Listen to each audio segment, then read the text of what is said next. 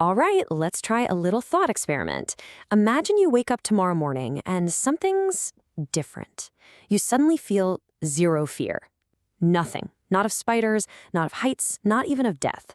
So, what do you think happens next? Would this new fearlessness be the ultimate superpower, letting us do things we never dreamed of? Or would it be the one thing that actually triggers the total collapse of civilization? That's the big question we're going to dig into. You see, to even imagine a world without fear, we first have to get real about what fear actually is. It's so easy to think of it as this negative thing, this weakness we have to overcome. But the reality, it's maybe the most important survival code we have.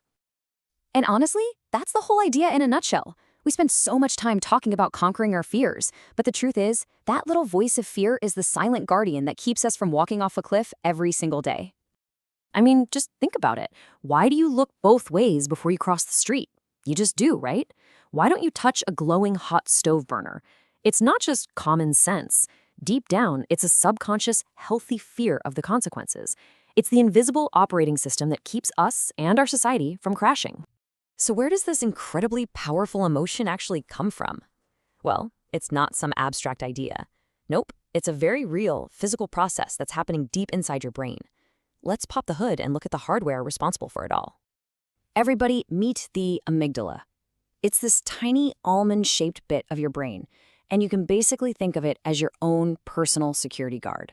Its entire job, 24/7, is to scan everything around you and ask one question, over and over.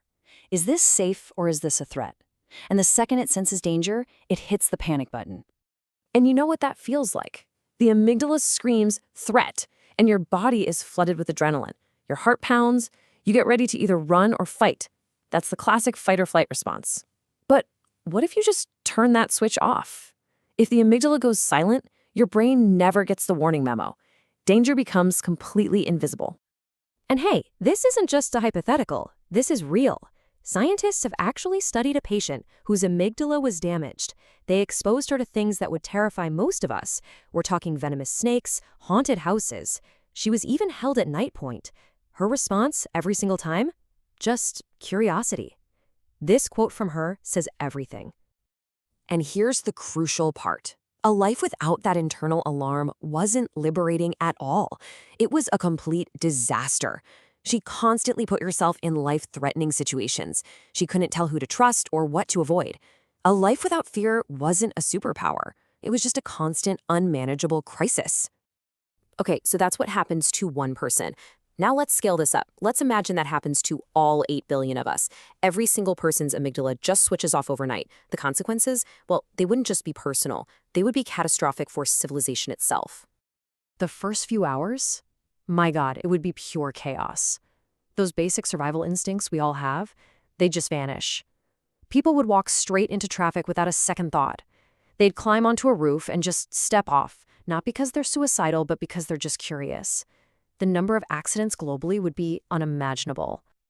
And for those who survive that first wave, then comes stage 2. The social fabric just completely unravels. I mean, why would you follow any law if you don't fear punishment? Why would you respect anyone if you don't fear what they might do?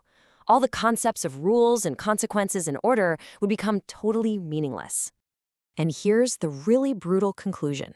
The systems that we took thousands of years to build, governments, laws, society itself, they're all built on a foundation of fear. The fear of chaos, the fear of punishment. You take away that foundation, and the whole house of cards comes tumbling down. Probably in just a few years.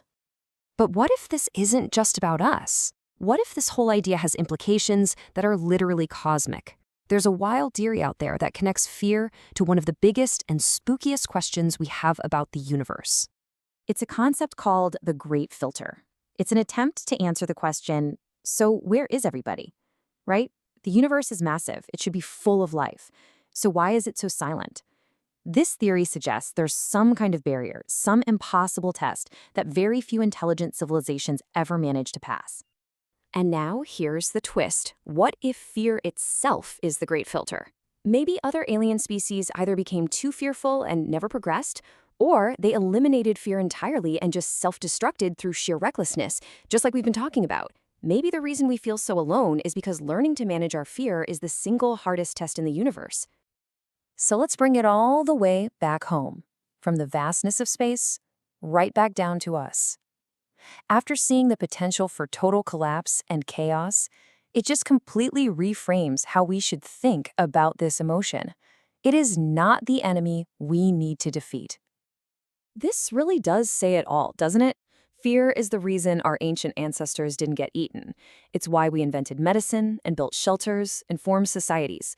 Far from being a flaw, it might be our greatest evolutionary gift, our ultimate protector. So I'm going to leave you with this final thought. Looking at everything we've talked about, from our own brains to the silence of the cosmos, what do you think? If we all woke up tomorrow completely fearless, would humanity even make it to sunset? What would be the very first thing to go wrong? It's a pretty sobering question.